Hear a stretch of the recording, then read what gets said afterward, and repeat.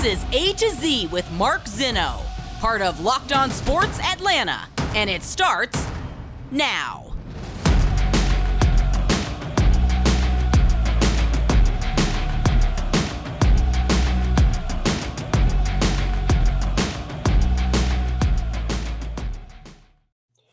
Good afternoon. Welcome to A to Z here on Locked On Sports Atlanta, where today I tell you what happens when things don't go as planned. Welcome in. Once again, it is another edition of A to Z here on Locked On Sports Atlanta. So glad you've decided to make Locked On Sports Atlanta part of your daily regimen. Certainly excited to be with you. Make sure you give us a follow on Twitter at Locked On ATL and at Mark Zinno, MarkZinno.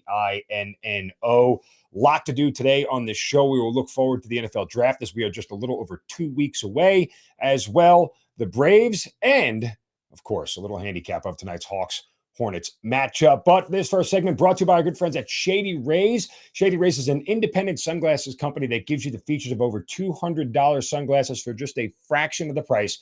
That means polarized lenses, well-constructed durable frames, and premium high-end finishes. Also, something you won't find anywhere else is the Shady Rays Insane Protection Program on every pair. They'll send you a brand new pair if you lose them, no matter what happened. Give them a try, and if you don't love them, you'll pay nothing. Just that simple. Plus, 10 meals are donated to fight hunger in America when you shop with Shady Rays. Exclusively for our listeners here, head to shadyrays.com. Use the code LOCKEDON to get 50% off, not one, but 2 or more pairs of polarized sunglasses. That's the code LOCKEDON for their best deal of the season, 50% off, 2 or more pairs of Shady Rays sunglasses, backed by over 150,000 verified 5-star reviews. All right, Hawks and Hornets tonight from State Farm Arena. Hawks a 4.5-point, now 5-point favorite, actually. I should correct myself. Might even see some 5.5s at certain shops, depending on where you are. But meaning that they have a task in front of them. Of course, they need to beat the Charlotte Hornets, then beat the Cleveland Cavaliers, who lost to the Brooklyn Nets last night, and they will enter officially the NBA playoffs out of the play-in tournament. Now, we've talked so much about the path, and Brad Rowland from Locked On Hawks was here yesterday. You can go search Locked On Atlanta podcasts anywhere you get them, and you'll hear my interview with Brad. But, you know, one of the things that we talked about was that this was probably the most favorable path. If they weren't going to be in the 7 seed playing somebody other than Brooklyn, right, this was the most favorable path for them to get to the official playoffs, being that this is the play-in tournament. What if the Hawks lose tonight? I don't really think that anybody's thought about this, and maybe I'm just getting a little bit too far ahead of myself because I know it's hard to fathom, right? Like I said this yesterday, it's hard for me to envision the Hawks losing this game with Trae Young at home. Like it just doesn't feel like it's a realistic possibility. But in the interest of just sort of forecasting out and looking at both sides objectively, what if the Hawks do lose tonight? What's the narrative going to be? What's it going to sound like tomorrow? What am I going to be sitting here right here on this show on A to Z on Locked On Sports Atlanta telling you guys? What am I going to be saying? Well, I think it starts with Trae Young, the star, because it always starts with the star.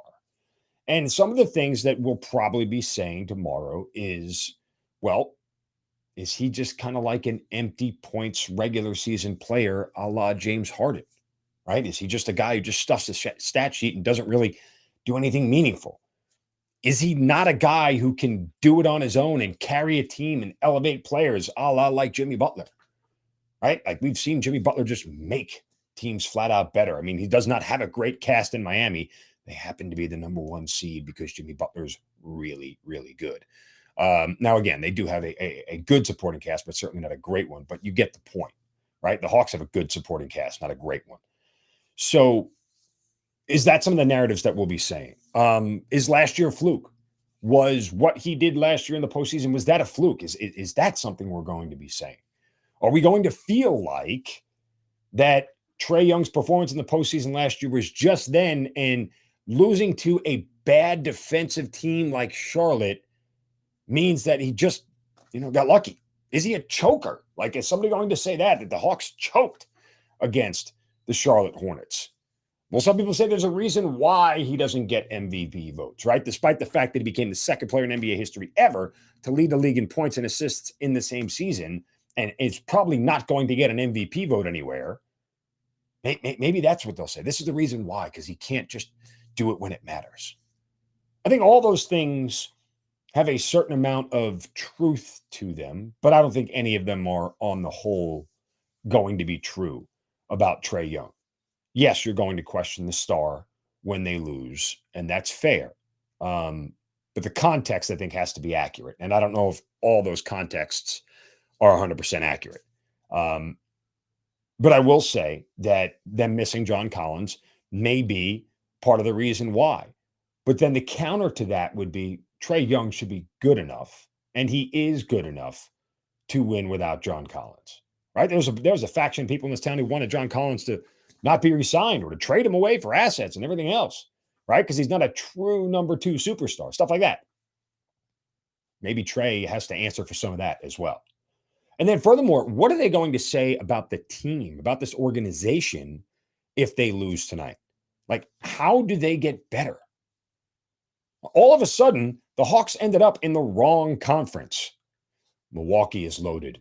Brooklyn is loaded. Philadelphia is loaded.